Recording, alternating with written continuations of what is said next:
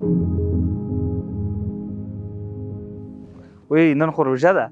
السلام علیکم ورحمت الله. تاسو چې کله هم خرما ووینئ نو طبعا ذهن ته مو د روژې یو که روژه یم نه ذهن ته مو روژه راځي. نو الحمدلله نن د روژې اوله ورځ ده او قمر بنسټ شروع وکړه په خپلو توضیحاتو باندې یا خپل چې کوم خوراکي مواد دي یا د روژې نه مخکې چې کوم کمپینونه موږ شروع کړي چې راځئ خپلو هیوادوالو ته په روژه کې خوراکي مواد ورکو.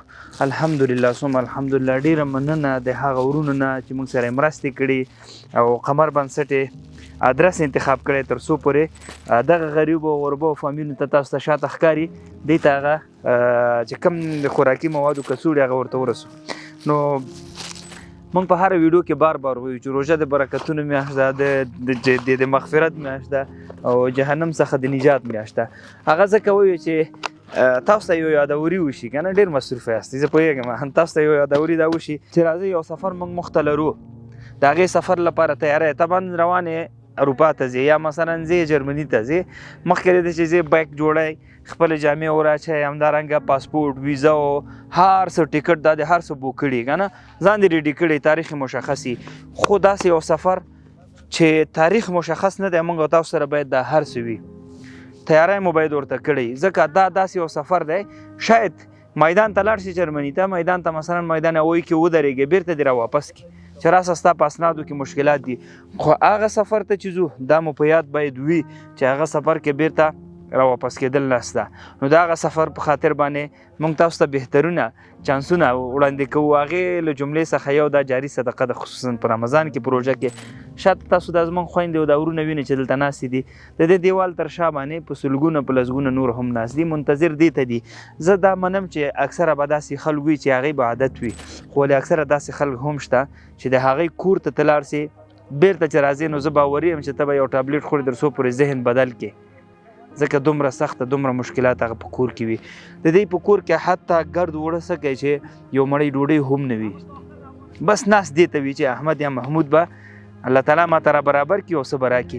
دغسې فامیلونه مو اکثر انتخاب کړي ګرځ ورپسې. نو که غواړئ په دغه جاري صدقه کې برخه واخلئ، بهترینه میاشت ده، بهترینه وخت دی. راځئ $80 یا د هغې معادل افغانۍ راولېږم، دا اوس دومره پیکیج تاسو ته زه اخیستی شم. راسئ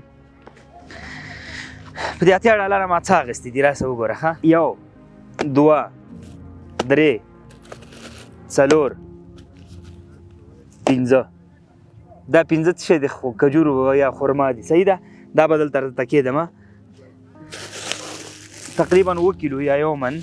دا غټ نخود 2 ځایه دال دي چې یو د هغه مټرو دال دی، هغه بل نه پوهیم چې کوم یې د هغه نوم نه راځي، ورسره 1 کیلو بوره ده، 15 پاکټه مالګه ده، 10 لیتره غوړ دی، بهترینه وریجې، هغه وریجې چې کوالټي بیخي ښه کوالټي ده، همدارنګه 50 کیلو اوړه.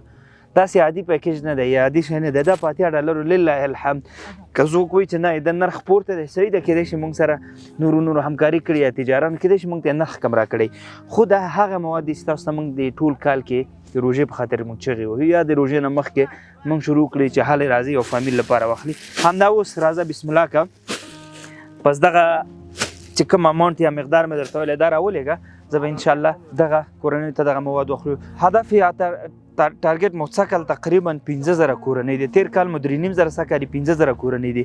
راځئ همدا اوس دا ویډیو در سره خپره کړه، کتې وینو خپلوانو ته دې واستوه، نور ملګرو دوستان سره شریکه. راځئ د وطن لپاره یو څه وکړو، په موږ حق لري، دا کونډې دا خویندې د یتیمان دا ټول په والله د ښې ورځې نه څوک نه راځي چې څوک مجبوره نه سي د ښې ورځې.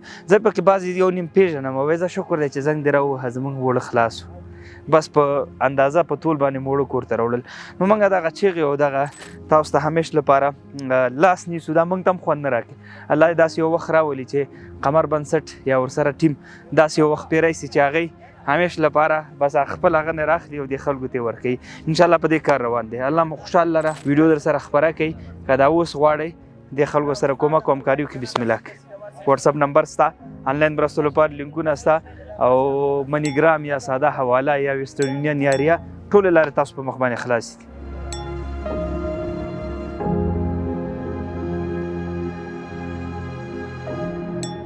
همدا اوس مرسته وکړئ، ژوند وژغورئ او څو چنده اجرونه ترلاسه کړئ.